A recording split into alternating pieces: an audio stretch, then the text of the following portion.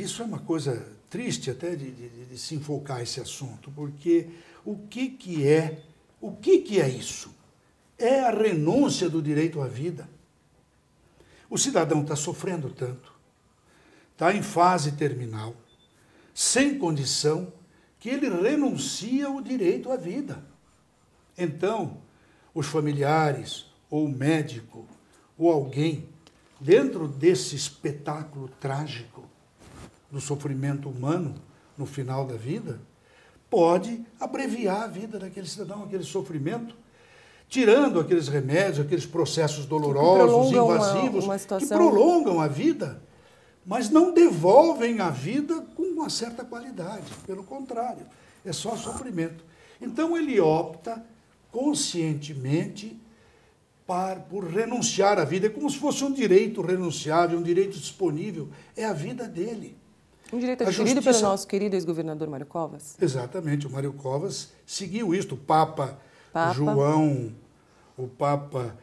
II, João Paulo II, também adotou.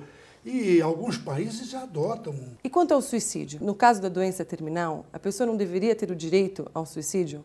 Aliás, como acontece na Suíça, o tal suicídio assistido. O que o senhor acha? Você colocou bem, Roberta. A Suíça, salvo o melhor juízo, adota o suicídio assistido desde 1918 no Código Penal daquele país. Aliás, a Suíça tem uma literatura jurídica, uma legislação extremamente avançada.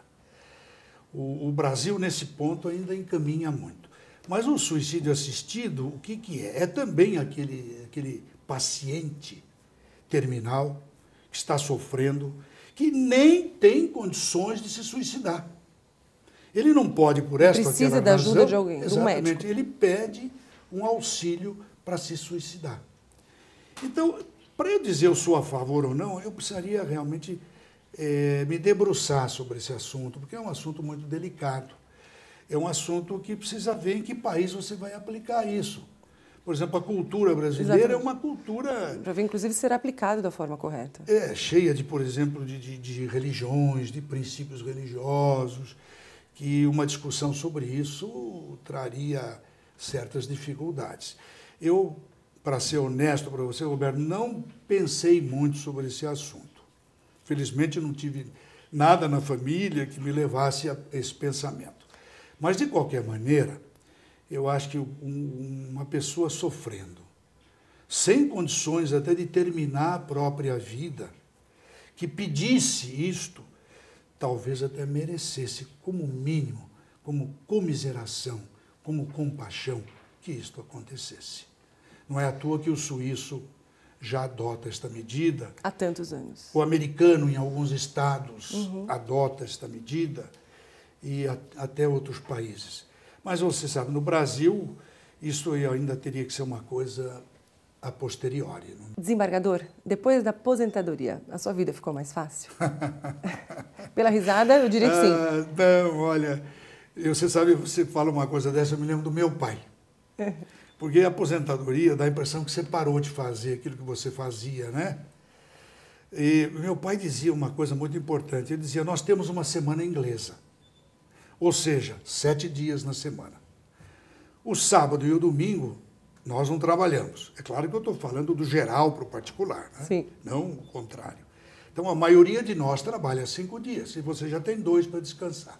Meu pai dizia, no Brasil nós temos o feriado. Além dos 2 dias, o feriado. Temos o feriado prolongado.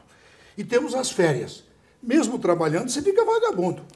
Então, essa filosofia eu sempre adotei. Eu saí do tribunal, voltei para a advocacia, eu continuei na Pamages, eu já estou como diretor da Pamages há muitos anos. Pelo contrário, fui até promovido. Eu era diretor adjunto do Departamento de Éticas e Prerrogativas. Lá entrei com o Sebastião Amorim, depois continuei com o Calandra, me aposentei, e agora com o Paulo Dimas, até fui promovido a diretor. Então, sou diretor da Pamages.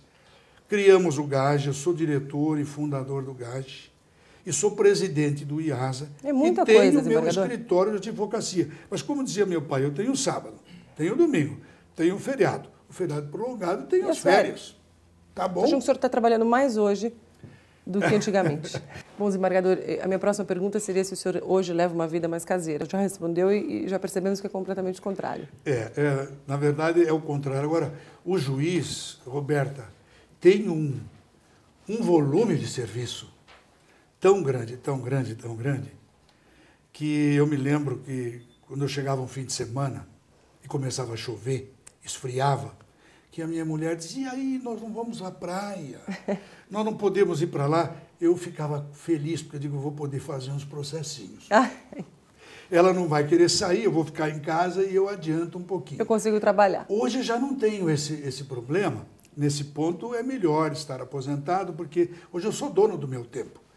Quando você é juiz, você não é dono do seu tempo, porque você fica exclusivamente para servir o judiciário. E por mais que você trabalhe, você tem 1000 processos, você limpa os 1000, passa a ter 2000. É incrível o aumento de serviço e o volume existente. São Paulo tem milhões e milhões e milhões de processos. E milhões a cada dia. Cada vez aumenta mais. Parabéns, desembargador.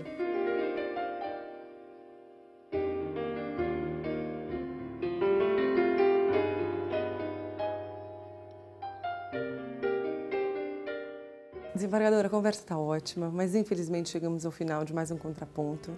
Mas eu queria agradecê-lo muito por ter vindo aqui, nos ensinar um pouco. O agradecimento me cabe, Roberto. Foi um prazer estar aqui, poder conversar um pouquinho sobre o IASA, sobre o GAGE, sobre essa aposentadoria, sobre essas perguntas que me foram feitas. Eu estou à disposição aqui da TV Justiça. Foi um prazer enorme estar aqui. Muito obrigada.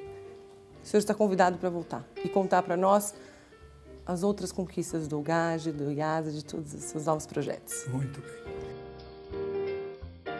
E obrigada a você também. O Contraponto volta na semana que vem. Até lá.